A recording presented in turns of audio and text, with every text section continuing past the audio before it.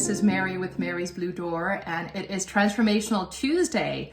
And today what I wanted to talk about was our triggers. Now I know this is February and it's the month of love, so triggers and things that aggravate us may seem a little counterintuitive to talk about, but in fact, our triggers are a really important part of our healing and a really important part of our growth and our evolution. So the way I see it is it's a form of self-care, self-love, to become aware of your triggers, to understand your triggers, and then to work with your triggers so that you can resolve them so that they don't keep happening and happening. So we all know what our triggers are, right? Those are the things that push our buttons and just like help us to explode, right? We generally, when we get triggered, we don't express the best version of ourselves. I know that's true for me, and I'm sure it's true for a lot of you. So today, what I wanted to do was just introduce the first thought. This is going to be a series all month long. We're going to be talking about triggers, and I'm actually going to be, towards the end of the month, working with you on how to resolve those triggers as well. But I wanted to introduce you to a book. It looks backwards on this, but it's called The Presence Process. It's by Michael Brown. It's available on Amazon. It is a great resource.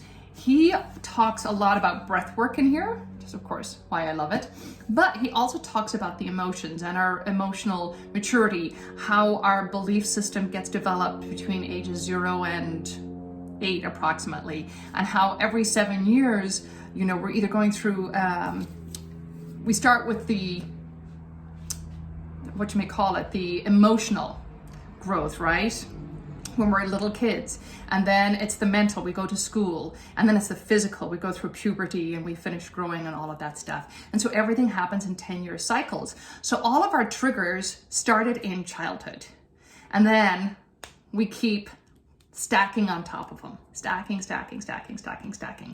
And so in order to work with them, we need to be able to identify them, know when we're triggered, have enough presence that we won't respond to the trigger, so that we can learn to react to it. But to get to that place of not responding, we need a little work to get there, which is breath work is going to be the best way to do that, in my opinion. That's what's worked for me.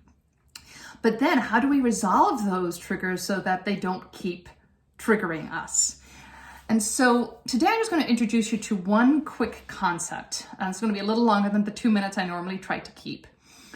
But when we get triggered by somebody or a situation, according to Michael Brown, I love his play on words. The way he calls it is the person who's bringing you the message or bringing you the trigger is the mess ender. We've all heard, don't shoot the messenger, right?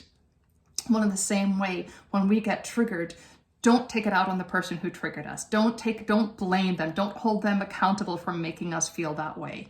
Because in fact, the reason that we're being triggered is it's something within us that's responding to that. This doesn't mean that other people aren't accountable for their actions, okay? If somebody is doing something hurtful to you, you hold them accountable. But you can learn to respond to that rather than react. So the messenger is the mess ender. So every time you are triggered, it is an opportunity to end that particular mess in your life. So join us again. I do these videos every Tuesday and Thursday, and feel free to share with anybody that you think this may be valuable to and informative to, and we will work through these all month. If there's any questions that you have about your triggers or anything I share in these videos, please ask them and I will address them in our videos, or I will address them in the comments. All right, have a beautiful day, everybody, and like, share, comment if this brought you some value. Take care. Bye-bye.